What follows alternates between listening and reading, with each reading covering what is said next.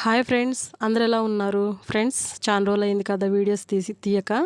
ఎందుకు వీడియోస్ తీయలేదంటే నా ఫోను పాతదండి. నా ఫోన్ కాస్త హ్యాంగ్ అయ్యి డిస్ప్లే పోయింది.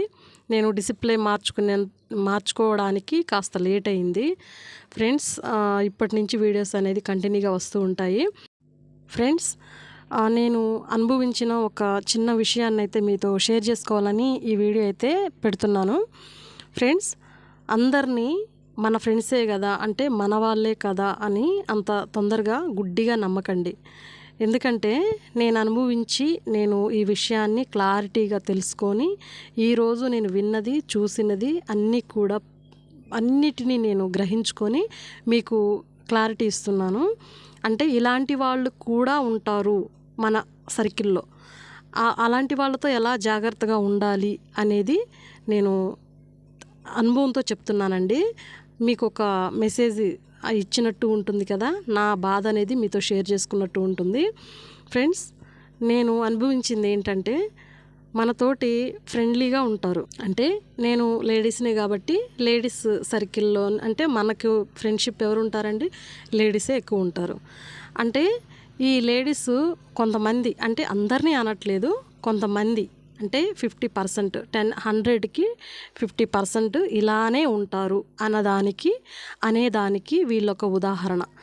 అంటే దేనికి ఈ విషయం మాట్లాడుతున్నానంటే, మనతో జరిపించుకోవాల్సిన పనులన్నీ కూడా బాగా జరిపించుకుంటారు. అంటే వీళ్ళ అవసరతలన్నీ ఎలా తీర్చుకోవాలి అనేది మనల్ని బాగా వాడుకుంటారు.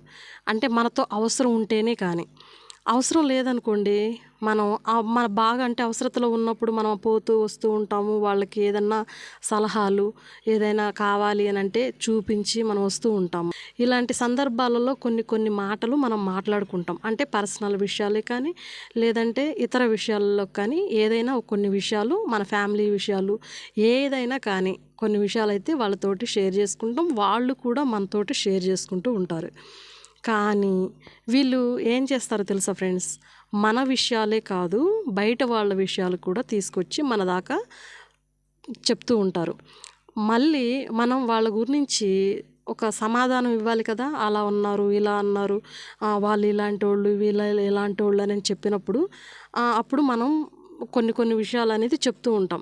ఆ విషయాలని కూడా తీసుకెళ్ళి మళ్ళీ వాళ్ళకి చెప్తూ ఉంటారు, ఆపోజిట్ వాళ్ళకి చెప్తూ ఉంటారు. అంటే ఇటు మోసుకొస్తూ ఉంటారు. ఎలా వీళ్ళని గ్రహించుకోవాలి అంటే, పెద్దవాళ్ళు ఒక మాట అన్నారండి, ఒక సామెత చెప్పారు. ఆ సామెత ఏంటంటే, 6 నెలలు సావాసం చేస్తే కానీ వీళ్ళెవరు వీళ్ళు వాళ్ళెవరు అని చెప్పారు. అయితే 100% ఈ విషయం అయితే కరెక్ట్ అండి. ఎందుకంటే లోతుగా మనిషిని పరిశీలిస్తే కానీ వాళ్ళ లోపల ఉన్న మంచి చెడు 2 కూడా బయటకు వస్తూ ఉంటాయి.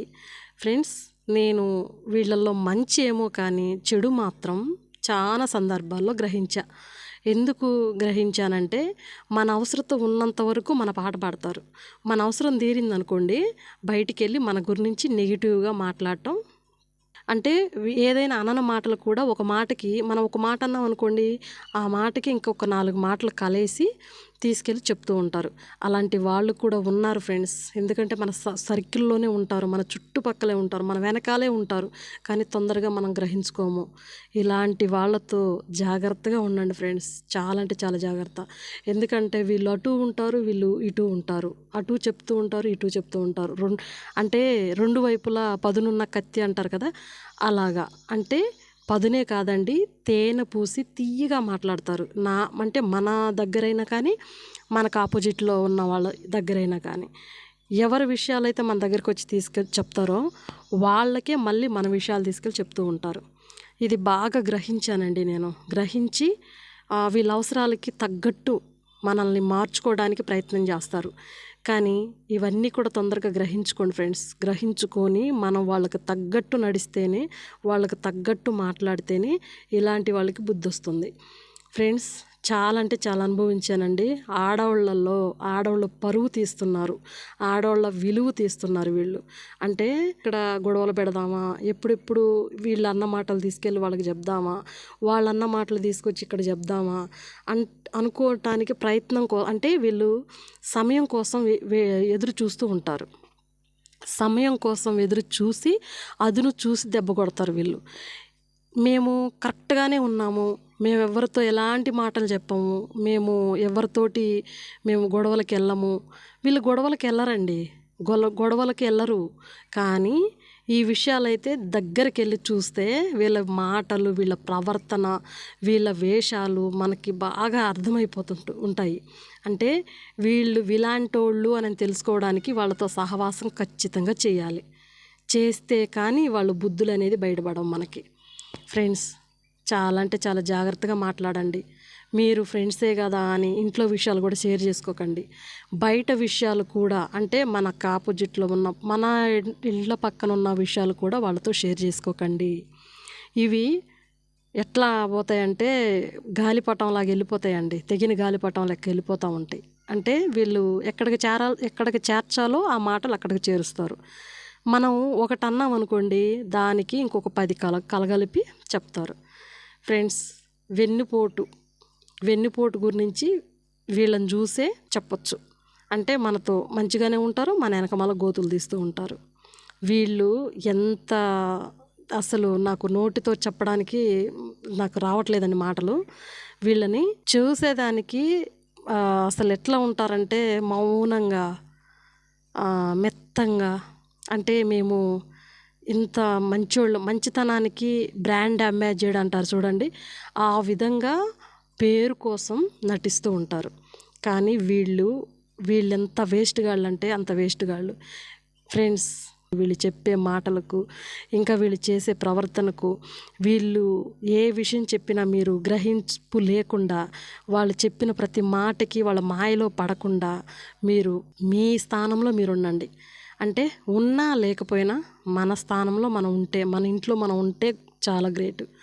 ఇలాంటి వాళ్ళతో సహవాసం చేసి ఉన్న పేరు పోగొట్టుకోవద్దు. ఎందుకంటే ఇన్ని సంవత్సరాలు మనం కాపాడుకుంటూ మన పరువే కానీ, మన మాట తీరు, మన ప్రవర్తన, ఇవన్నీ కూడా బయట ఎంత పేరు ప్రతిష్టలు తెచ్చుకుంటామో అదంతా కూడా నాశనం చేయడానికి వీళ్ళు ఒక కంకణం కట్టుకుంటారనమాట. వీళ్ళతోటి చాలా జాగ్రత్త. వీళ్ళు మనవాళ్ళు కాదు, మనవాళ్ళు అంటే రక్త సంబంధికులైనా సరే వాళ్ళతో కాస్త జాగ్రత్తగా ఉండండి.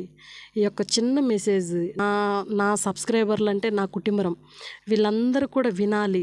నా బాధ, నేను అనుభవించిన యొక్క బాధని వినాలి. వీళ్ళు కూడా జాగ్రత్త పడతారు అని ఈ రోజుల్లో కూడా ఇలాంటి వాళ్ళు ఉన్నారు. ఫ్రెండ్స్, మీకు కూడా ఇలాంటి వాళ్ళు తగిలి ఉంటే ఒక చిన్న కామెంట్ అయితే చేయండి.